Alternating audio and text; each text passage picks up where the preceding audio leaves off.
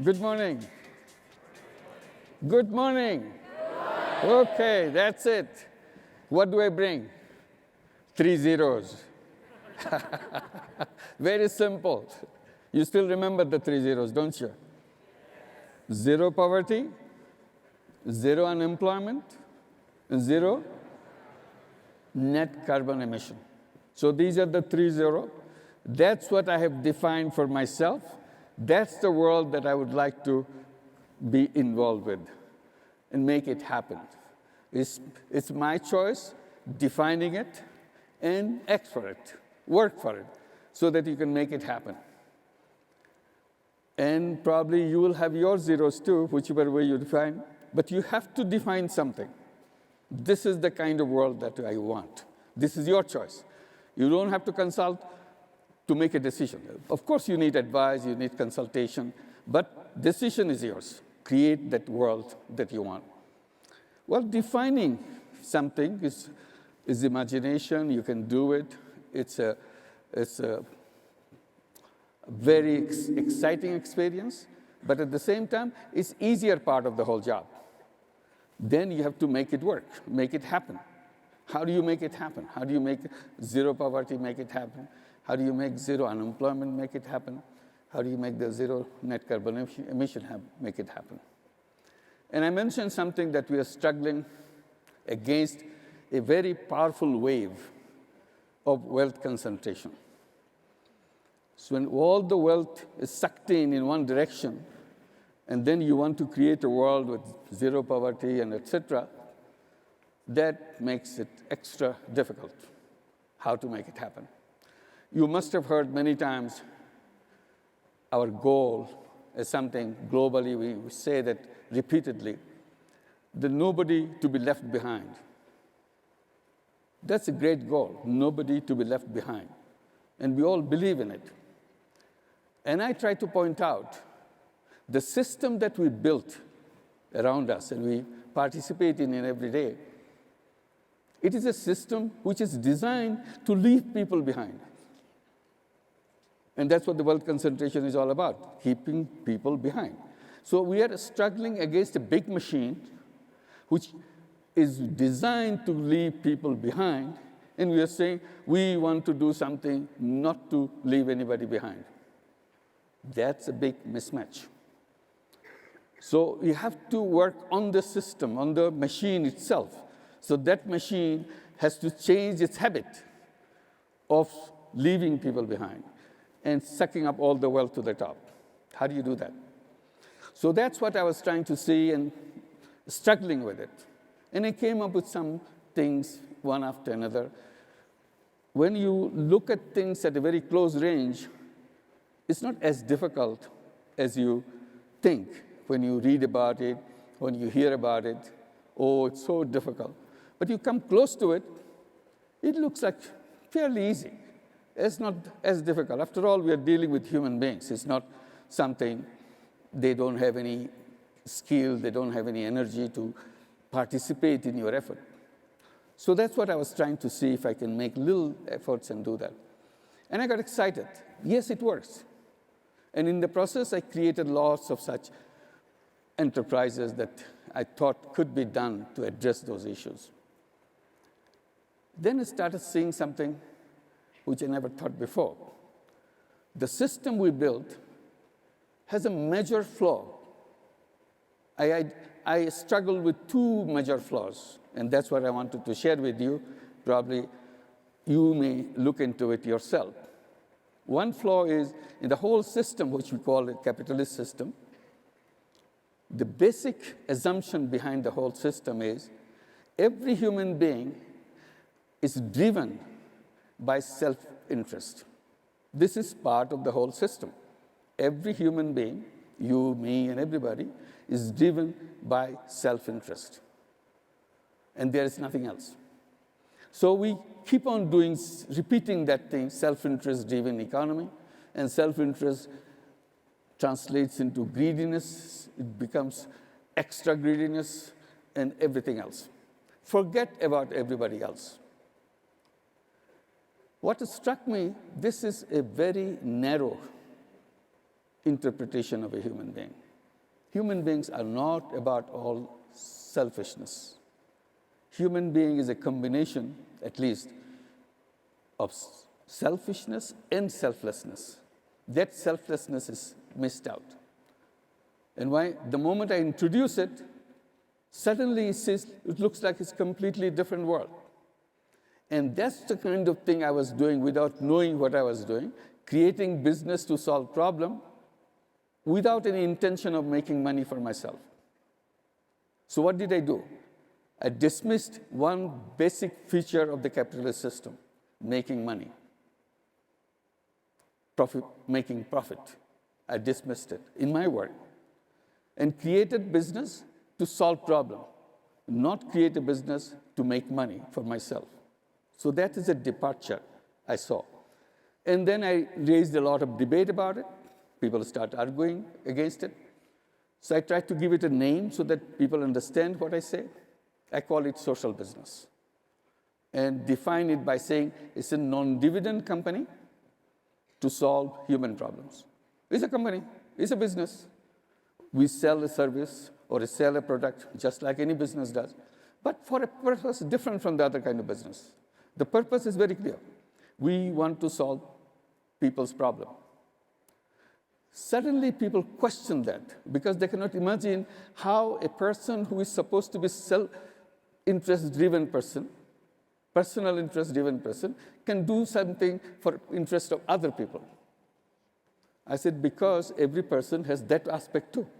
So any human being can do both kinds of business. Business to make money, business to solve problems.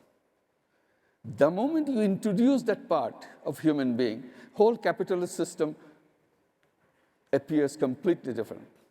Suddenly, same human being can do both things. It's up your choice. How much of you do this, how much of you do of the social business. Why social business is important in the context of what I said about the wealth concentration? It's important.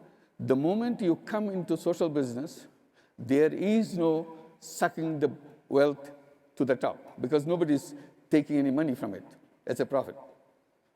So all social business works against the concentration because if I don't take any money, there is no question of me getting wealthier and wealthier.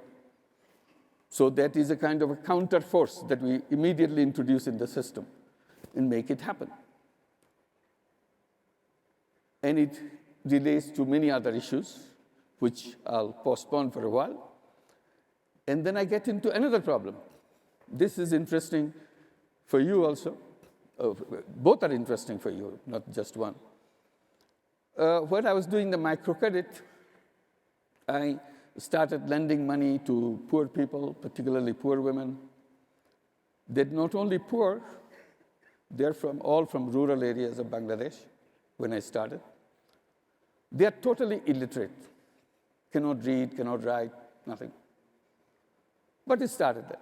But we wanted to make sure that children do not repeat the same fate as their parents of remaining illiterate. So we make all our efforts through our institution, which we call Grameen Bank, to make sure all the children of Grameen families go to school and continue in this education system. We gave them scholarships, we gave them education loans, and so on. There is one person who is attending today, is one of those young people who her mother was a Grameen Bank borrower, and we helped her mother to send her to school, and later she got scholarships and so on, got to good college with a scholarship. Then she got a scholarship to go abroad in the United States. She got her degree in the United States. Today she is appearing here. Can you please stand up? Where are you? Yeah. Let's give a big applause for her. Thank you. So that's how she's here, but many other people are, many other places who came from the same families or poor families, but given the education, they continue to go up. But others who finished, these are hundreds of thousands of young people, millions of young people, they keep on complaining. what is the use of having education? There's no job. When it kind of hit my heart, that is, what is the meaning of education? There is no job. I thought for a while, and I started responding to that. I said, why do you look for a job? Why are you looking for a job?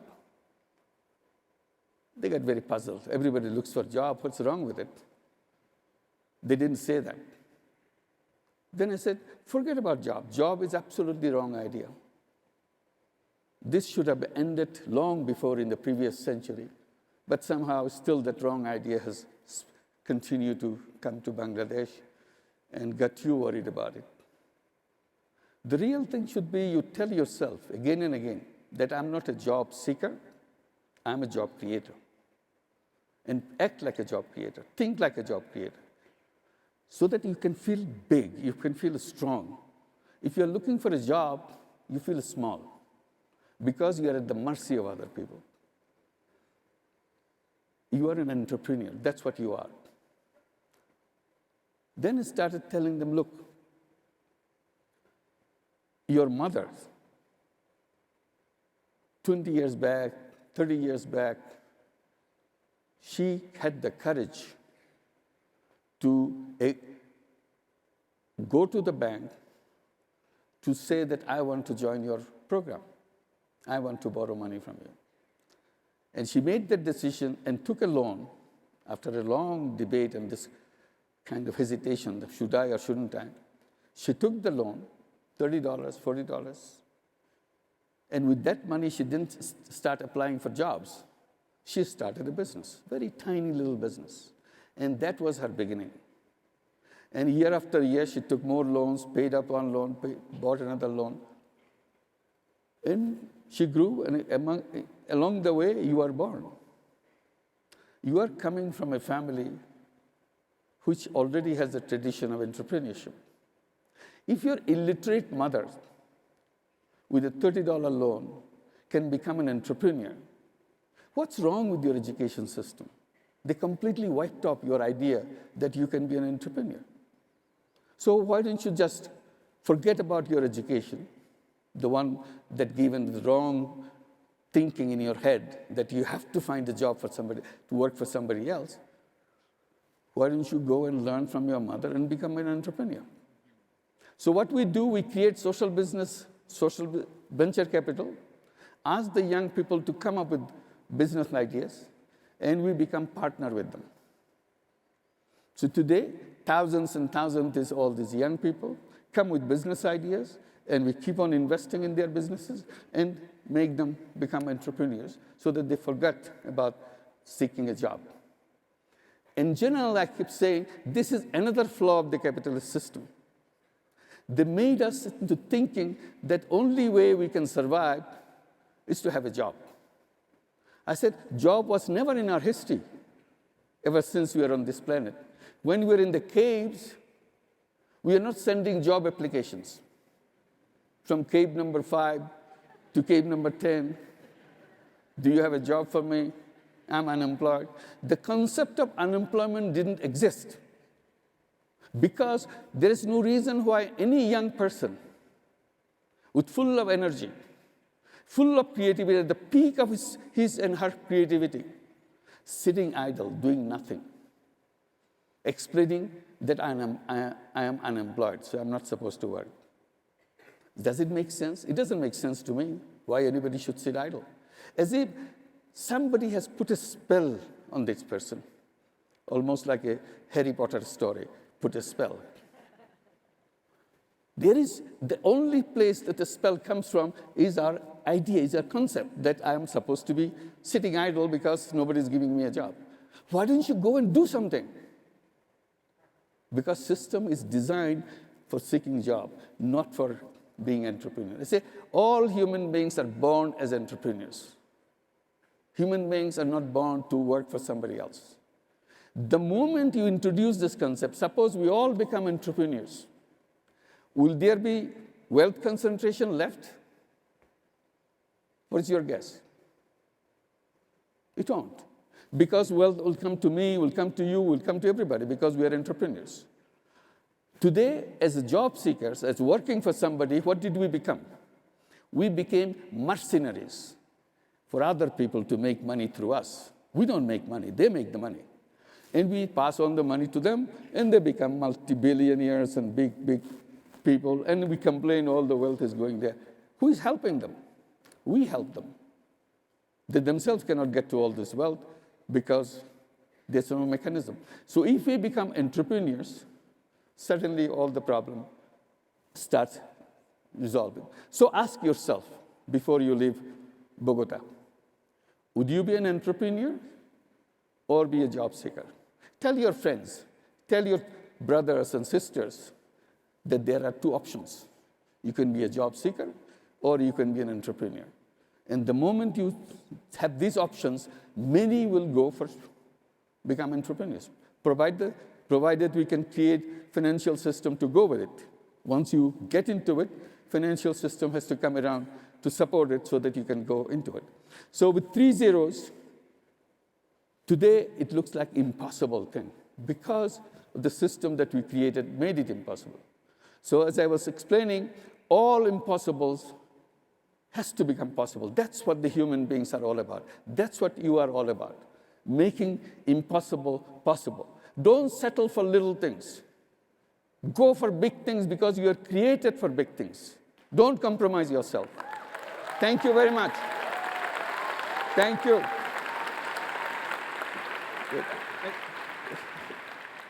Professor Yunus,